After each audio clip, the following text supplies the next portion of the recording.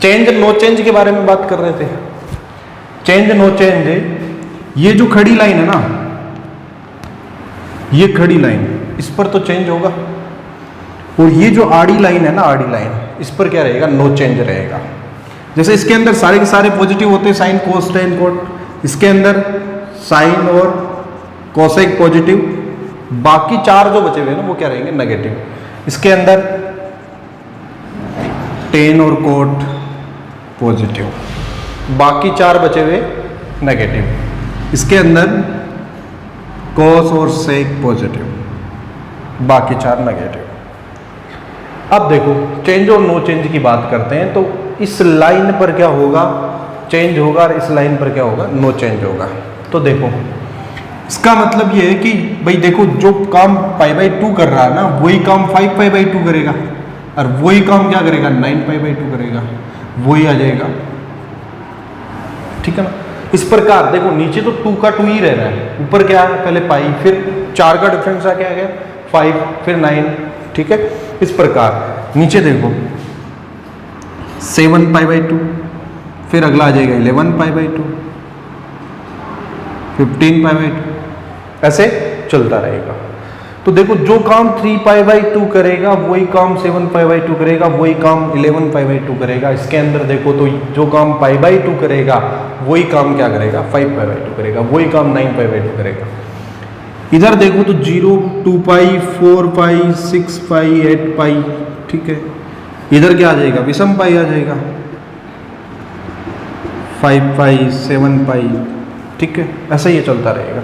Same process इसके अंदर है, जो काम क्या करेगा, पाई करेगा, वही काम 3 पाई करेगा, वही काम 5 पाई करेगा, वही 7 पाई करेगा, और इसके अंदर जो काम 2 पाई करेगा वही काम 4 पाई, 6 पाई, 8 पाई करेगा।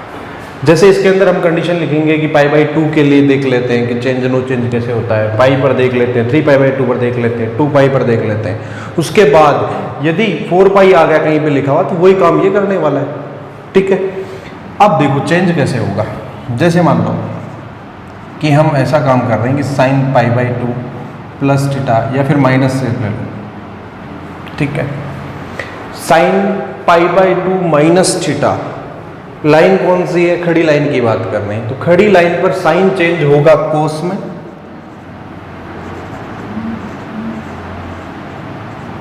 और कोस चेंज होगा साइन में, ये एक दूसरे के चेंज हो जाएंगे। ठीक है। जब पाई बाई 2 लिखा हुआ हो या फिर 3 पाई बाई 2 लिखा हो, दोनों ही कंडीशन में चेंज होगा, साइन तो कोस में, कोस साइन में।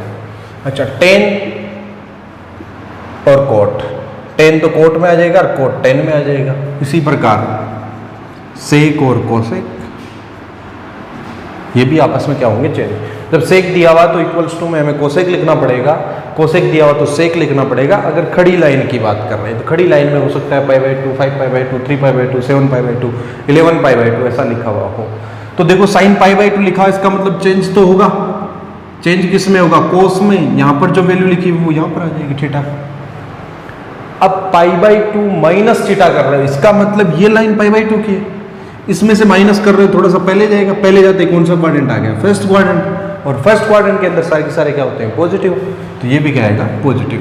यदि ऐसा लिखा हुआ होता कि कोस पाई बाई 2 माइनस थीटा, तो कोस चेंज होता क्योंकि पाई बाई 2 दिया हुआ है, और पाई बाई 2 दिया हुआ है, इसका मतलब चेंज होगा किसमें, साइन में, और साइन थीटा। यही काम यहाँ पर हो रहा है कि पाई बाई 2 माइनस थीटा, इसका मतलब फर्स्ट क्वाड्रेंट में तो पॉजिटिव, क्योंकि फर्स्ट क्वाड्रेंट के अंदर क्या होते हैं, सारे के सारे पॉजिटिव होते हैं। Tan pi by 2 minus theta equals to क्या लिखेंगे, टेन चेंज होगा किसमें, कोट में, और कोट थीटा। इसी प्रकार आ जाएगा cot theta, cot pi by 2 minus theta equals to क्या आ जाएगा, टेन थीटा। इसके बाद सेक थीटा, ये क्या बन जाएगा, कोसेक थीटा, और cosec pi by 2 minus theta equals to क्या आ जाएगा, सेक थीटा। सारे के सारे कौन से क्वाड्रेंट में जा रहे हैं, फर्स्ट क्वाड्रेंट के अंदर जा रहे हैं। फर्स्ट क्वाड्रेंट के अंदर ऑल पॉजिटिव होता तो ये भी क्या होंगे, पॉजिटिव, कोई दिक्कत ही नहीं है। इसके बाद देखो अगर हम बात करते हैं, अगर मैं ऐसा लिख देता हूं कि sine pi by 2 plus theta, या फिर cos pi by 2 plus theta, या फिर tan pi by 2 plus theta, या फिर cot pi by 2 plus theta, sec pi by 2 plus theta और cosec pi by 2 plus theta, इनके इक्वल क्या आएगा? अब देखो sine pi by 2 plus theta कर रहे तो प्लस थीटा करते ही इधर आ जाएगा। भाई इसके अंदर आप कुछ ना कुछ जोड़ रहे हो तो कौन से क्वाड्रेंट में है? अगले क्वाड्रेंट में। और अगला कौन सा क्वाड्रेंट है? सेकंड। अब आपको देखना है भाई पाई बाई 2 लिखा हुआ है सबसे, तो पाई बाई 2 पर सारे चेंज होंगे तो साइन तो आ जाएगा कोस में, कोस आ जाएगा साइन में, टेन आ जाएगा कोट में और कोट आ जाएगा टेन में, ये आ जाएगा कोसेक में और कोसेक आ जाएगा सेक में। ये सारे चेंज हो गए। लेकिन इनसे पहले चिन्ह कैसे लगेंगे? जो इस क्वाड्रेंट के अंदर पॉजिटिव है उसके बराबर जो आ रहा है वो पॉजिटिव होगा, और जो इस क्वाड्रेंट के अंदर नेगेटिव है उसके बराबर आ रहा है वो नेगेटिव। तो इसके अंदर पॉजिटिव कौन कौन है? साइन और कोसाइन। तो साइन के सामने देखो क्या लिखा हुआ है? कोस, पॉजिटिव। फिर कोसेक के सामने क्या लिखा हुआ है? सेक, ये पॉजिटिव। बाकी चार क्या आएंगे? नेगेटिव। ये प्रोसेस है। पाई बाई 2 लिखा हो, अगर इसकी जगह 3 पाई बाई 2 होता तो भी चेंज होता, लेकिन 3 पाई बाई 2 प्लस थीटा करते ही तो क्वाड्रेंट इसके अनुसार, तो चिन्ह इसके अनुसार लगते, फोर्थ क्वाड्रेंट के अनुसार। भाई ये खड़ी लाइन पे जो भी वैल्यू लिखी हुई है ना वहां पर चेंज तो होगा ही होगा। अब देखो इसके बाद अगर मैं ऐसा लिखता हूं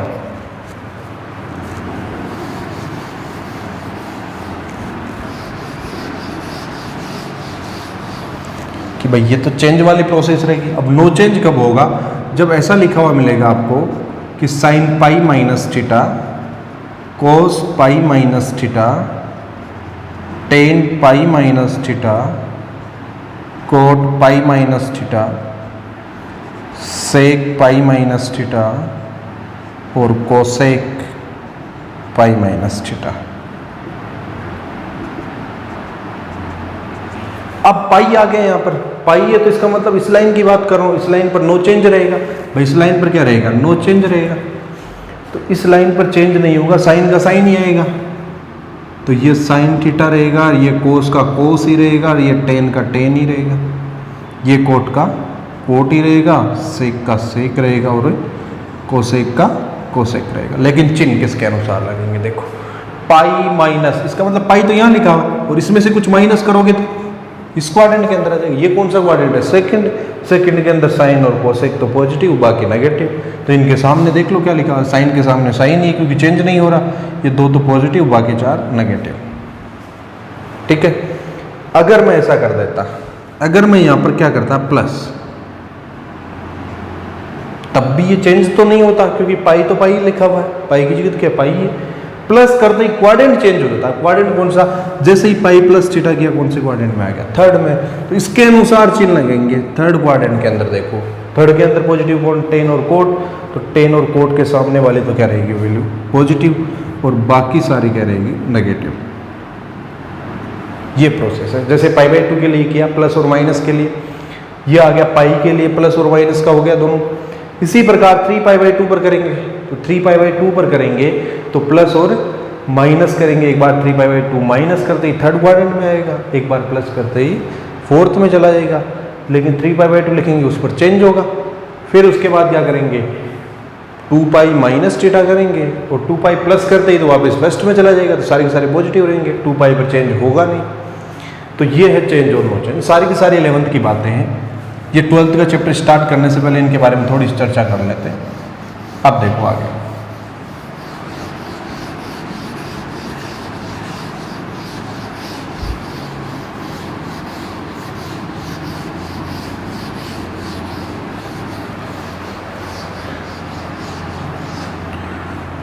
साइन, कोस, टेन, कोट, सेक, कोसेक, इनके ग्राफ के बारे में थोड़ी सी चर्चा कर लेते हैं कि इनका ग्राफ, इनका प्रांत, प्रीसर क्या रहता है।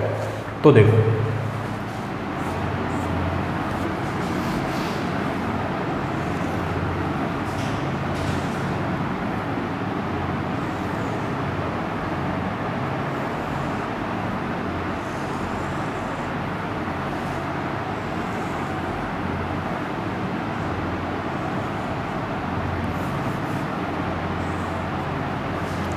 ये तो प्रांत जिसको डोमेन बोलते हैं, ये प्रीसर, जो इनकी रेंज होती है, सबसे पहले साइन थीटा की बात कर रहा हूँ, उसके बाद कोस थीटा की बात कर रहा हूँ, उसके बाद टेन थीटा, फिर आ जाएगा कोट थीटा, उसके बाद आएगा सेक थीटा और लास्ट में क्या आ जाएगा कोसेक थीटा।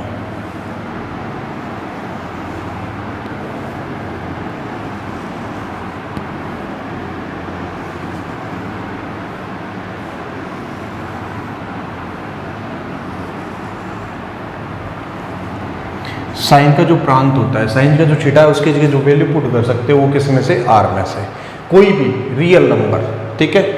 वास्तविक संख्याओं में से कोई संख्या इसका क्या है, प्रांत, चाहे पॉजिटिव हो, नेगेटिव हो, जीरो, लेकिन इसकी रेंज क्या होगी, -1 से +1 तक, ठीक है। आर में से कोई भी वैल्यू आप पुट कर सकते हो, उसके बाद जो हमारे पास आंसर आएगा वो आंसर क्या होगा, -1 और +1 के बीच का होगा। उसके बाद कोस के प्रांत की बात करें तो इसका प्रांत भी आर होता है और इसका क्या है, प्रेशर या भाई प्रांत दोनों का आर सेम है, प्रेशर दोनों का सेम है। आर का मतलब वास्तविक संख्याओं में से, इसका मतलब है -1 शामिल होगा, +1 भी शामिल होगा, इसके बीच में जो अनंत मान आएंगे वो सारे शामिल होंगे रेंज के अंदर। उसके बाद जब 10 की बात करते हैं तो 10 किसके इक्वल होता है, साइन अपॉन कॉस। तो जब कोस का मान 0 होगा, भाई यहाँ पर मैं क्या लिख रहा हूँ, cos theta not equal to 0, cos 0 नहीं होना चाहिए। जब कोस 0 हो जाएगा तो मान क्या आ जाएगा, अपरिभाषित मान आ जाएगा, क्योंकि 0 का भाग दे रहे हो इसके अंदर। तो कोस थीटा का मान 0 नहीं होना चाहिए। अब भाई कोस का मान 0 कब कब होता है, वो सारी बातें लिखो। तो आर में से मैं वो मान माइनस कर दूंगा जहाँ पर कोस 0 होता है, वो सारे मान जिसको मैं लिखूंगा 2n+1 और इंटू π/2। रियल नंबर तो आएंगे आएंगे, लेकिन रियल में से उन नंबर को माइनस कर दो जहां पर क्या आएगा, कोस 0 आएगा। कोस का मान क्या होगा, 0। तो 2n+1 π/2 पर कोस क्या होता है, 0 होता है। भाई कैसे, देखो ग्राफ की बात कर लेते हैं। देखो थोड़ा सा कि इसका प्रांत आ गया, इस कोस का भी प्रांत आ गया, इनका प्रेशर आ गया। तो साइन का जो ग्राफ है, भाई साइन का ग्राफ है इस प्रकार चल रहा है। अच्छा इधर भी चलेगा ऐसे, ठीक है, इधर नेगेटिव भी चलेगा, इधर पॉजिटिव की ओर भी जा रहा है। अक्स डैश लिख दो, वाई डैश लिख दो, ठीक है। बात कर रहे हैं यहाँ की, भाई ये 0 से स्टार्ट हो रहा है, ये π/2 इधर आएगा तो -π/2, फिर -π, -3π/2, -2π, और उधर की ओर जा रहे हैं तो क्या है, π/2, फिर π, फिर यहाँ पर आ जाएगा 3π/2, फिर यहाँ पर आएगा 2π, फिर यहाँ पर आ जाएगा 5π/2 और यहाँ पर आ गया 3π। ये ऐसे चलता रहता है, अनंत तक जा सकता है। लेकिन देखो ये जो ग्राफ है, ये +1 और -1, इसकी जो रेंज है, भाई आप थीटा का मान चाहे कितना ही बढ़ा दो कोई फर्क नहीं पड़ेगा। इसका जो अधिकतम मान आएगा वो +1 होगा, इसका जो न्यूनतम मान आएगा वो क्या होगा, -1 होगा। किसका, साइन का। ये किसके लिए ग्राफ है, साइन के लिए। इसकी रेंज क्या है, -1 और +1। इसका न्यूनतम मान -1 है, अधिकतम मान +1 है। चाहे थीटा का मान कितना ही बढ़ा दो, आप आगे चलते जाओ, इधर माइनस में आ जाओ, कहीं चले जाओ, लेकिन इसका अधिकतम मान हमेशा क्या रहेगा, 1 और न्यूनतम मान क्या रहेगा, -1। इसी प्रकार जब कोस की बात करते हैं, कोस का जो ग्राफ है,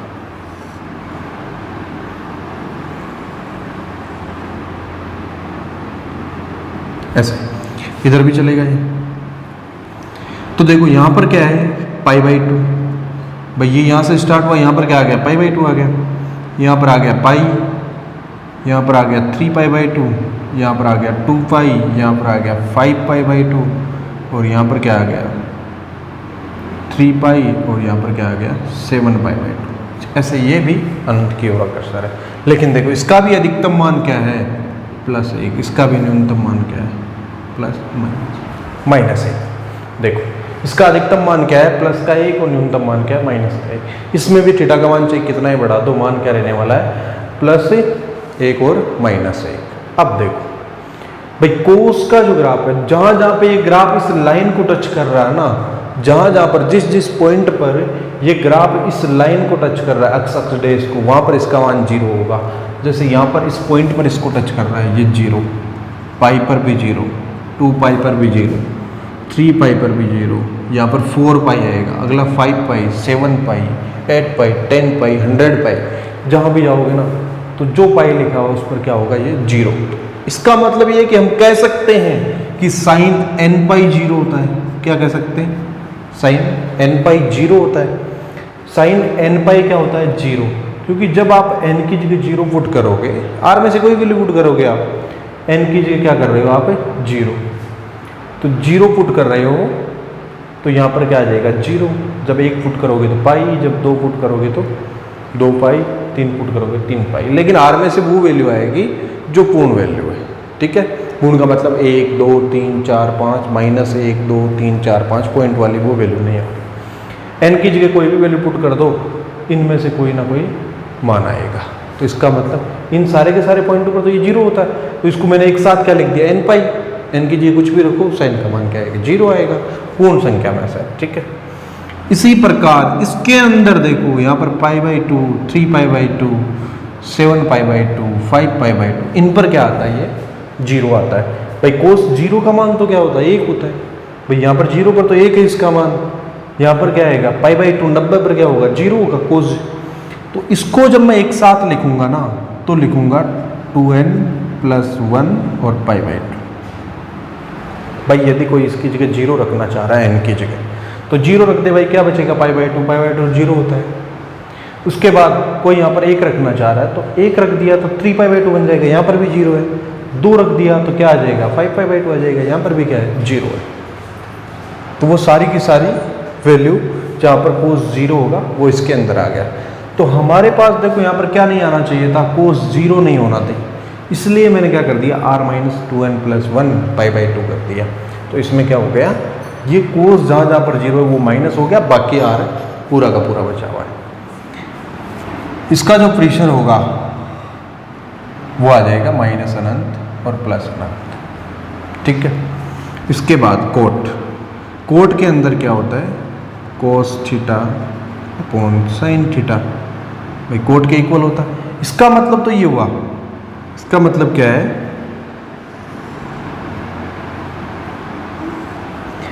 कि यहाँ पर अपॉन में साइन आ गया, तो इसका मतलब साइन जीरो नहीं होना चाहिए। भाई इसके अंदर कोस आया था तो कोस जीरो नहीं होना चाहिए। इसके अंदर अपॉन में क्या आ गया? साइन आ गया। इसका मतलब साइन जीरो नहीं होना चाहिए। तो साइन जीरो नहीं होना चाहिए तो क्या करें भाई? Sine theta not equals to zero, क्योंकि जीरो होते ही तो है परिभाषा। आर में से वो मान आएंगे। भाई ये जो है ना, इसका प्रांत लिख रहा हूँ तो ये पूरा प्रांत नहीं है इसका, ये मैं बता रहा हूँ आया क्या प्रांत तो इसका यही है। ठीक है ना, ये तो टेन थीटा इक्वल्स टू क्या होता है? साइन अपॉन कोस होता है। कोस नॉट इक्वल टू थीटा, ये मैं बता रहा हूँ कि आया कैसे, लेकिन इसका प्रांत तो यही है। अब इसी प्रकार ये तो लिखा हूँ कि मैं कोट थीटा बराबर क्या होता है? कोस बट्टा साइन। तो साइन जीरो नहीं होना चाहिए। अब साइन जीरो कहाँ कहाँ अभी बताया था, n पाई पर साइन जीरो होता है, तो उसको हटा दो, बाकी बचा हुआ r क्या आ जाएगा? इसका प्रांत होगा। r माइनस क्या कर दिया? n पाई। अच्छा, इसका मतलब ये है कि इस सेक को भी मैं क्या लिखूंगा? 1 अपॉन कोस लिखूंगा। अच्छा, अपॉन में कोस आ गया, इसका मतलब कोस भी जीरो नहीं होना चाहिए। तो जब कोस जीरो नहीं होगा तो कंडीशन वो की हुई, कोस जीरो नहीं होना चाहिए। और कोस जीरो नहीं होगा तो क्या आएगा यहाँ पर? r minus 2n plus 1 pi by 2। क्योंकि यहाँ पर कोस जीरो नहीं होना था, उसलिए क्या कर दिया? कोस जहाँ जहाँ पर जीरो है उसको माइनस कर दिया। यहाँ पर भी अपॉन में कोस आ रहा था, ये जीरो नहीं होना चाहिए। जीरो नहीं है तो इसको माइनस कर दिया, बाकी बचा हुआ r, तो इसका प्रांत होगा ही। उसके बाद कोसेक की बात करें तो 1 अपॉन साइन थीटा। अच्छा, इसका मतलब ये हो गया, अब ये कहानी समझ में आ गई होगी आपको कि अपॉन में साइन थीटा आ गया।